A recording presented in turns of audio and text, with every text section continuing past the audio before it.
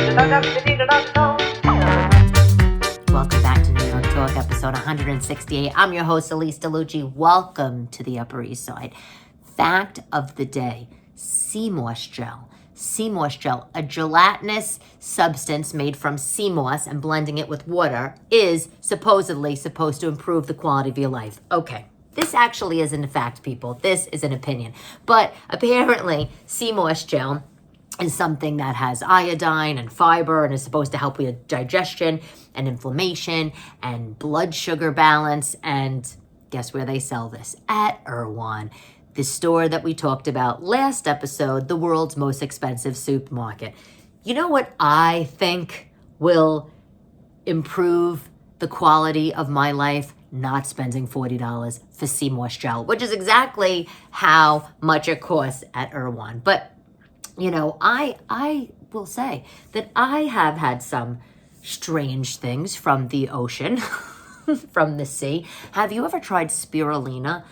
It's a blue-green algae, and apparently it's like rich in minerals and protein and antioxidants, and you put it right inside a smoothie. I have a little bit of it in a jar in my pantry, my beloved pantry, and sometimes I'll just, throw it in a smoothie. I'll live my best life. Spirulina, try it out. It does the taste but before maybe you invest in buying it, get a smoothie with the spirulina in it. That's probably a better thing. But sea moss gel, let the fish keep that. Okay, thank you. One of the new breakfasts, though, that I've been liking, that's been keeping me full. I actually got this from the Tooth because, we got divorced and he became a chef. Which, let me address that. When I was married, I took on too much. I thought I should be working like, crazy hours, and I thought that I should be, having the children. And I also thought that I should be doing the cooking. What I should have been doing is sharing the cooking responsibilities, especially that he wanted to do it. But I felt that I grew up traditional, and I was like, no, the kitchen, I want to make things. I want to feed my husband. I want to, prepare things for my babies. And look where that got me. But one of the things that he's been eating lately that he told me about is chia seeds for breakfast. So basically he makes like this overnight oats, and it's a little weird, but it's good. So he takes, like a little bit of chia seeds, like less than a quarter of a cup, and he puts them in a bowl, pours almond milk over it, just enough to cover the chia seeds, and puts some raspberries, blueberries, whatever he has, and he wraps it in a plastic wrap, and he puts it in the refrigerator overnight. And when you take it out in the morning, you mix it up, and the chia seeds, they expand, they kind of puff up, and they're like a gel. And it's like I said, it's a weird substance, but when you eat it, you're just like, all right, this is a little bizarre, but it keeps you full. It keeps me full for like 6 hours. And, apparently it's a lot better for you than oatmeal and that kind of stuff, which I don't even know how I'm living. How are we living? When I was young, I got Fruit Loops, right? A Nutri-Grain bar, or maybe, wait, you don't remember. Remember the oatmeal packets? Oh my God. The oatmeal. My mom didn't even buy the Quaker Oats brand name. She bought the off brands, like the no frills, but they were like peaches and cream, or strawberries and cream, or apple cinnamon. I always felt like I didn't want the apple cinnamon one. I felt like that was the healthy of the pack, the healthy oatmeal, packet of the box. I didn't want that one. I was like, I'll take the peach, thank you. And now you look at that and you're like, oh my God, that was full of sugar. How are we living? Did I ever tell you the story? Random story. I knew this girl years ago, and her family, she was like one of these girls that were like, I can only eat healthy stuff. We can only eat wild salmon. And I was like, I haven't had a piece of wild salmon until I was 35 years old. What?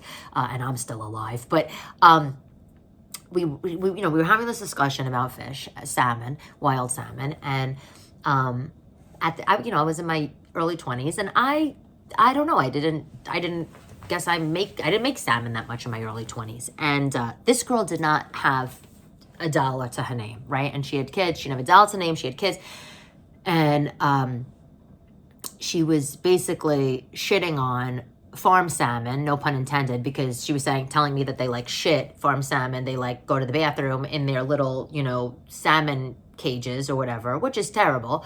And how wild salmon is so much better for you and blah, blah. And this is before wild salmon was talked about, how it's talked about now. And all I remember thinking was wild salmon was a lot more money than farm salmon because, that she was telling me the prices. And I remember thinking, like, you don't have, excuse my French, like, you don't have, like, a pot to pee in, you know what I'm saying? A pot to tinkle in. Yet you're going to sit on your high horse and you're going to tell me how, God forbid, you give your kids a bite of farm salmon, they could only have wild salmon. Like, you rather put yourself in hock. You rather go into debt. So your kid, I never understood this mentality. I never,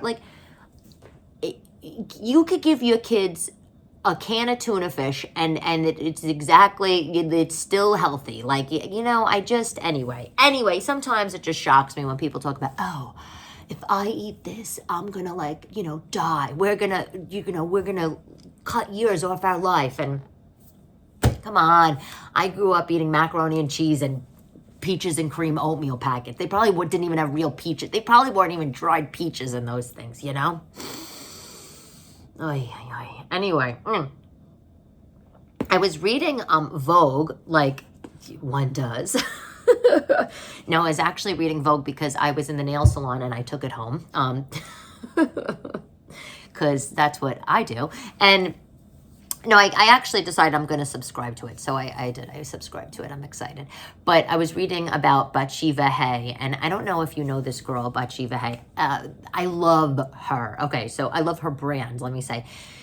A few years ago, I was flipping through a mag and I saw like a really cool ad for very conservative pieces of clothing. When I say conservative, like they covered you up a lot. But the patterns and, the colors were very whimsical. And it was this brand, Batsheva. And I didn't really think anything of it because, I don't know, I was probably busy or something. But it winds up being is Batsheva, she's a fashion designer. And she's an Jewish Orthodox fashion designer. And in 2016, her story is this. In 2016, she couldn't find anything that she liked to wear, conservative clothing that, she felt sexy in, that was modern, whatever. So she decided to make some dresses for herself and her friends. And she started getting attention from the press. And before you know it, she was a fashion designer. And by the by, she was an attorney before that. Love that, Batsheva. So anyway, her whole shtick is like, if you're mature and conservative, but you also like opulence and glamour. And it's kind of like, to me, a mix of, it's like Laura, like people say it's like Laura Ashley, but I'm trying to think like who's the other one. I don't know. I had it in my head, like who would be like, it's like Laura Ashley, because it's like a little vintagey. It's actually like Laura Ashley, Love Shack fancy-ish with like, like almost like a tawdry, stiff-ish brand, because everything's covered, but it's fun and it's whimsical and I love it and you should check it out. And it's expensive. Is it like Oscar de la Renta expensive? No, I don't own any Batsheva, but I want to. And ultimately she was like, I couldn't buy any reasonably priced cotton fun dresses for myself, so I made them. And I think, like, aren't those like the best brands to support? It's not somebody that's in the business because they want to make $1. It's just because they can't find what they're looking for. That's genuinely how I feel if I was ever to come out with a nightgown line or a kid's nightgown line, because I honestly don't know about you. If you are listening to this and you have a place to find kids' nightgowns, girls' nightgowns, please, please, I'm begging you to DM me. My daughters, you know, we all sleep in nightgowns, okay? We're a girl's house. We all sleep in nightgowns, floor length, the whole thing. I find some on Amazon, you know, I try to do 100% cotton, or I should say I have to because my younger daughter has sensitive skin, and they're hard to find, you know, and I have to wash them a couple times, you know, beforehand because they're like scratchy cotton. And I've tried every brand of pajama, you know, Modal, get the Gap, but they don't really have nightgowns for kids. I've done Hannah Anderson, which doesn't always have nightgowns. I've done Primary, Bedhead. I mean, it's like, and I don't want to spend like $40 for a children's nightgown, you know? And for me, believe it or not, one of the only brands of nightgowns that I really have loved over the years has been Walmart's, my light just went off, what happened? Has been Walmart's Joy Spun line, which they had these fabulous, they were modal, so not full cotton, but these fabulous, you know, nightgown and matching robe sets for like $16. And they didn't come out with anything new yet this year. I keep like refreshing the Walmart page.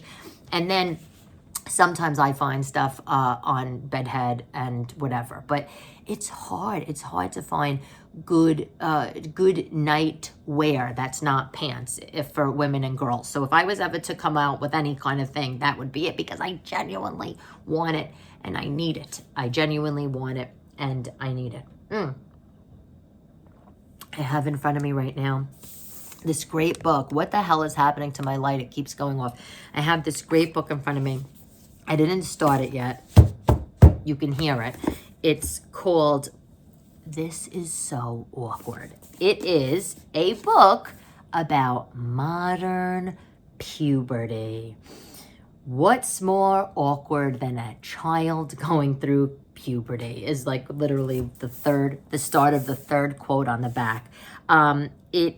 So many people have reviewed this book, the time, and I mean, you know, you could tell it's not like paid for reviews, like it's the Times, you know, one of the best-selling authors of the Times. It's the author that wrote the Whole-Brained Child and the No Drama Discipline. Those are excellent books if you've never read them. And the reason why I got this book is because, believe it or not, I'm getting some questions about puberty, and it's very uncomfortable.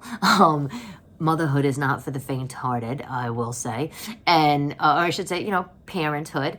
But I can't believe it because, you know, like my kids are 10 and 8, but at 10, you know, of course, you know, those questions are gonna start, and she's old enough to know things, of course. So, what I love about this book, which I didn't start yet, like I said, is it's advice on how to talk to kids about everything from acne and, you know, body odor and growth spurts and sexuality to science-based explanations on this, and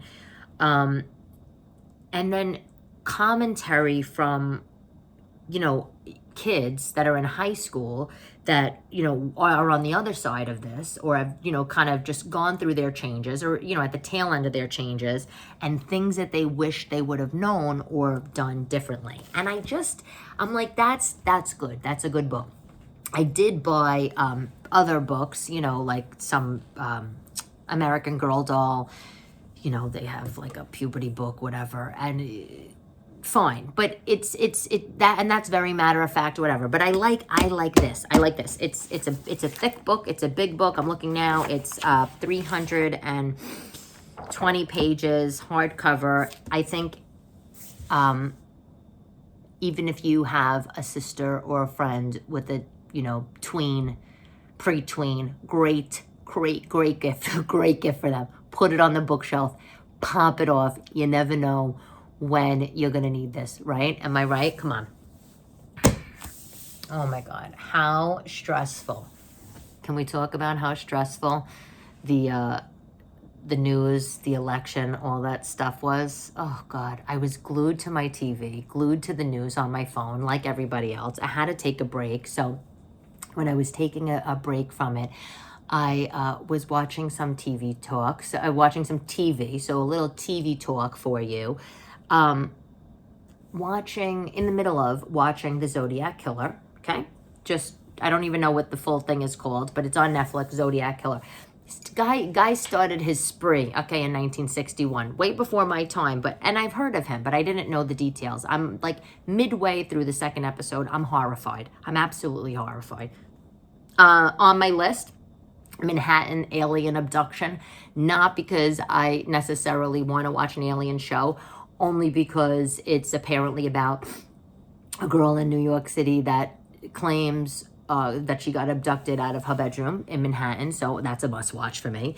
And I finished the series, both seasons of Outlast, which I'm a huge fan of Alone. I don't know if you know Alone, but Alone is a survival series on the History Channel where basically they have like 10 people. They allow you to take 10 things into like the wilderness. You know, it's usually like in Vancouver or Alaska, wherever. You take 10 things, 10 survival items into the wilderness. They drop you there and that's it. You got to survive. And the winner, you know, the last man standing wins, I don't know, some cash prize. So love Alone. Watched all the seasons. I think there's like 10.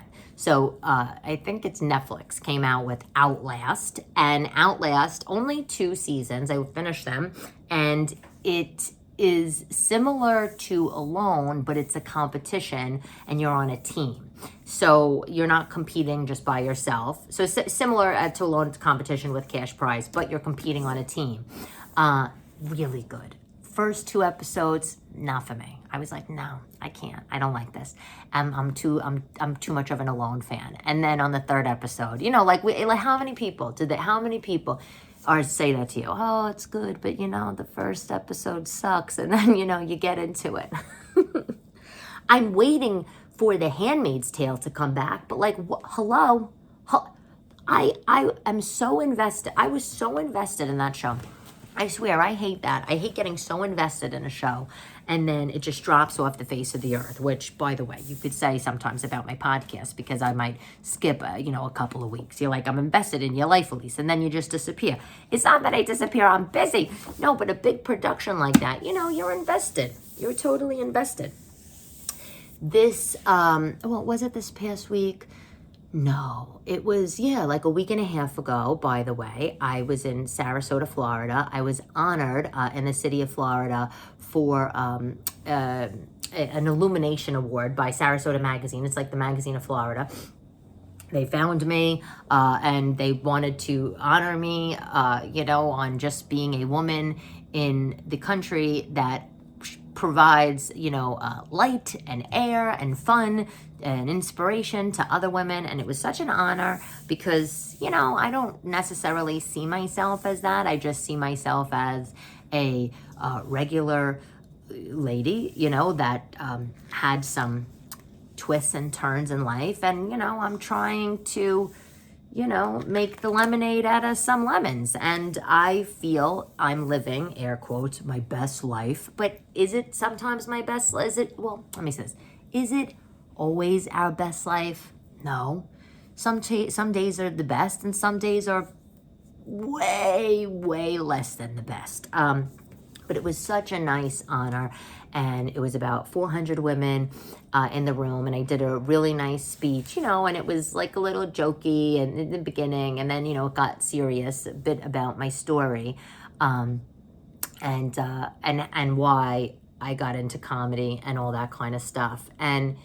Listen, you never know where something is going to take you. And you never know who's going to be affected by the things you do, your mark in the world, or the things you put out there in the world. And it was just really nice. And on that note, I remember being in my early 20s. If the Tooth was listening to this, he would remember. I was in my early 20s, I was 21, 22.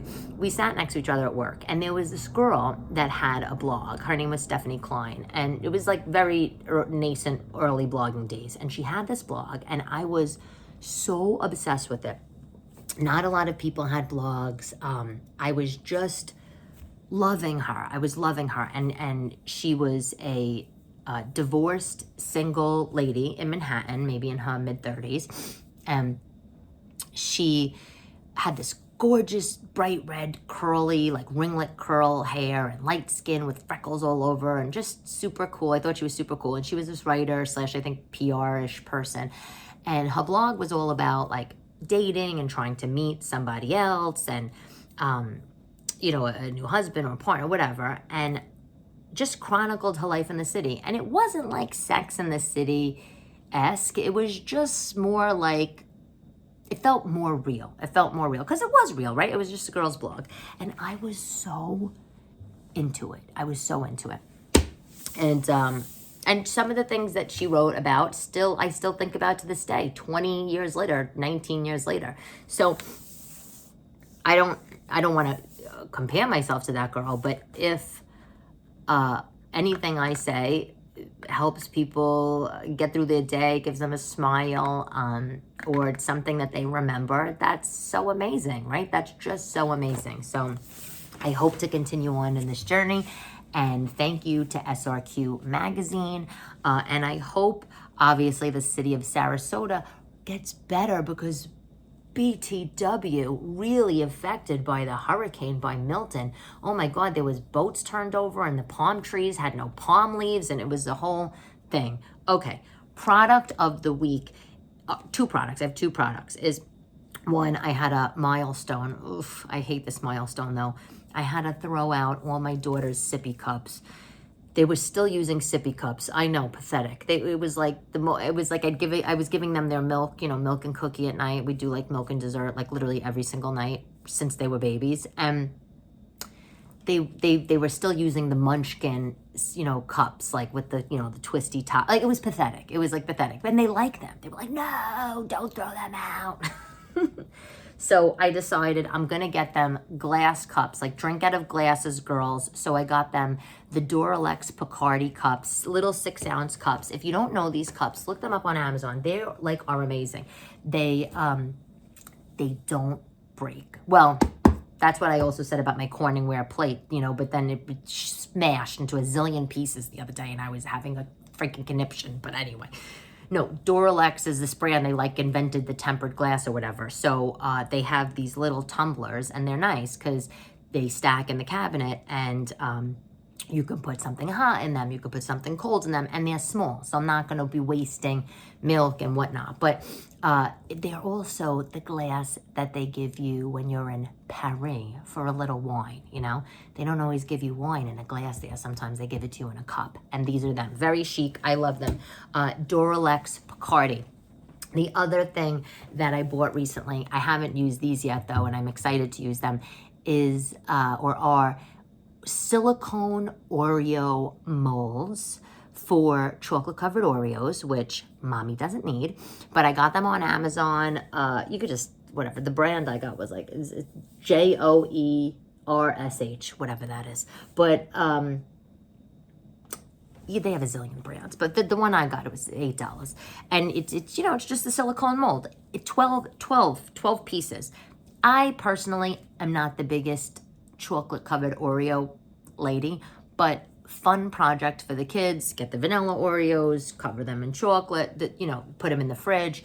You can also do Jell-O, which is so cute, right? One of my daughters, my younger daughter, her birthday's coming up. So, you know, we're going to, you know, make some treats at the house. I don't know what treats we're making, but I thought they were fun. I thought it was a fun idea. So we'll see how they go. I don't really know how, I mean, like, the only part I think of the Oreo mold is like, how do you get like, are you pouring the chocolate, like, are you dipping the Oreo in and then like the chocolate and then you're putting it in the mold and then you're putting it in the fridge? Like, I don't know. I gotta get back to you on that. But anyway, was taking a break from the news, like I said. So today's quote of the day, I feel like is apropos in just what's been going on, whether you voted for Kamala, whether you voted for Trump. I love this quote by my favorite, a man who raised me, Mr. Rogers. Love that, this is what he says, love that conquers hate, peace that rises, triumph over war, and justice that proves more powerful than greed. That's the quote of the day by Mr. Rogers. Love him. And by the way, if you never saw any of those movies, It's worth it. There's a doc, and then there's another one by Tom Hanks. Anyway, love to love you, baby. This is New York Talk with Elyse DeLucci, episode 168. I will talk to you soon.